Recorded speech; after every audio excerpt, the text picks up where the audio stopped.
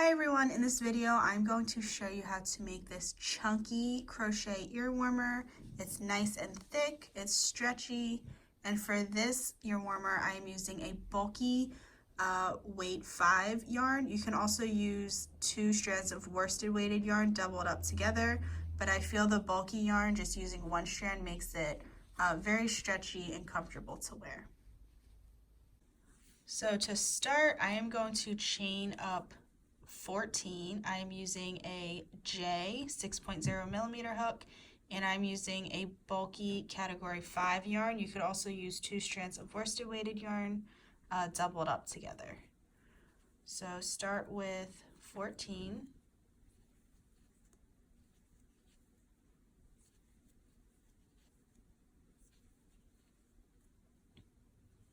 And if you want to make this ear warmer skinnier or thicker, then you just need to add or subtract in multiples of 2. So we are going to skip that first chain, and then into the second chain we will make a single crochet. I am going to grab my stitch marker and mark out that first chain that we skipped, because we will be working into that. Chain 1, skip, and then single crochet into the next. Chain 1, skip, and then single crochet into the next. And we are going to continue to do that all the way down the chain, just chaining 1, skipping 1, and then single crocheting.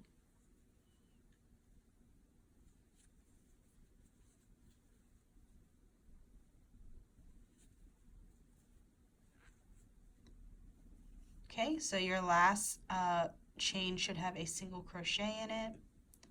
I'm going to chain 1, and I am actually going to mark that one too.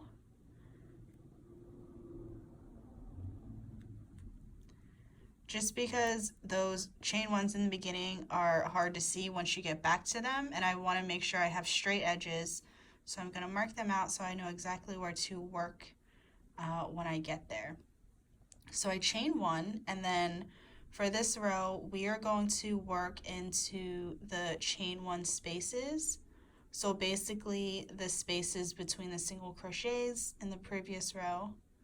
We're going to single crochet, chain 1, single crochet into that chain 1 space, chain 1, single crochet into the chain 1 space, and continue to do that across.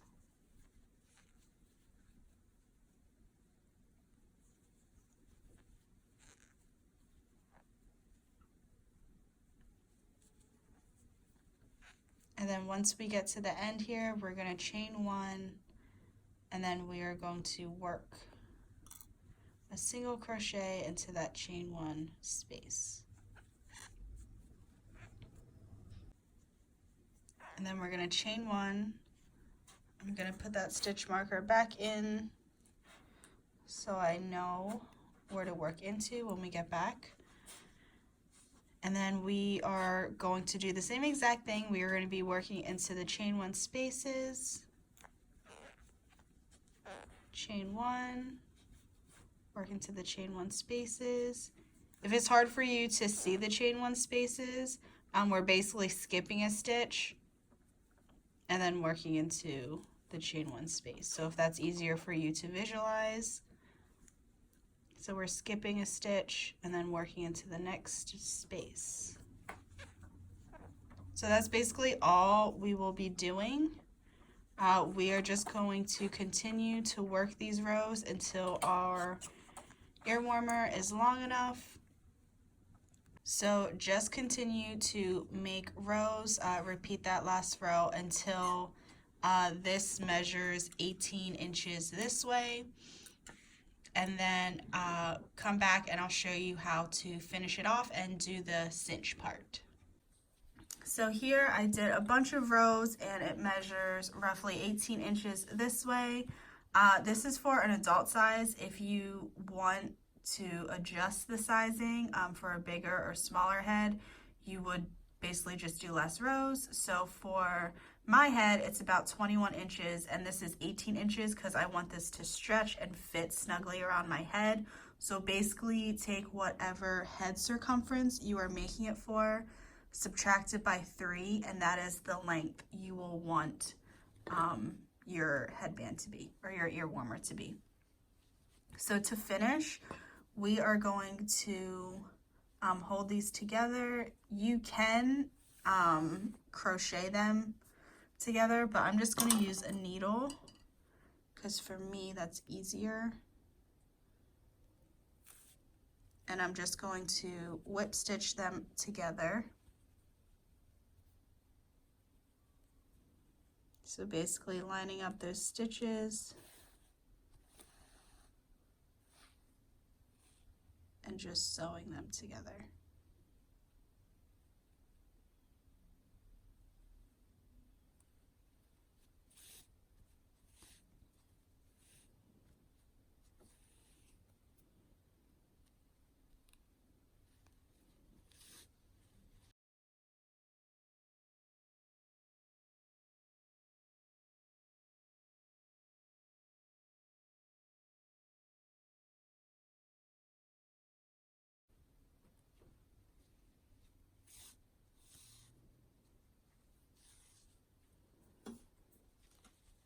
So now that is all seamed up. Technically, you could just leave it like this if you want to. Flip it inside out. This would be the back. But I am doing a cinch on this one. So basically, all you have to do is pinch the middle, just the one side of the fabric. Pinch the middle, and then bring each side up to where you pinched it. And we're basically going to sew that together. So I'm going to go through all 3 points, pull it tight, go in between or behind the cinch, go through the same 3 points again,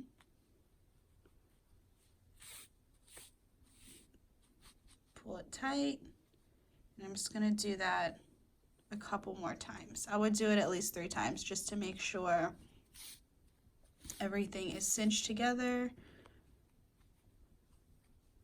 nicely.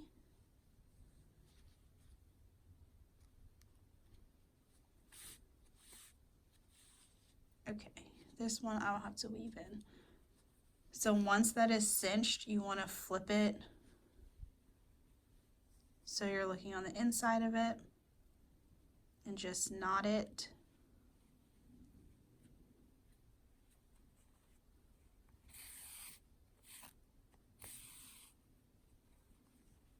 And then you will just weave in behind here.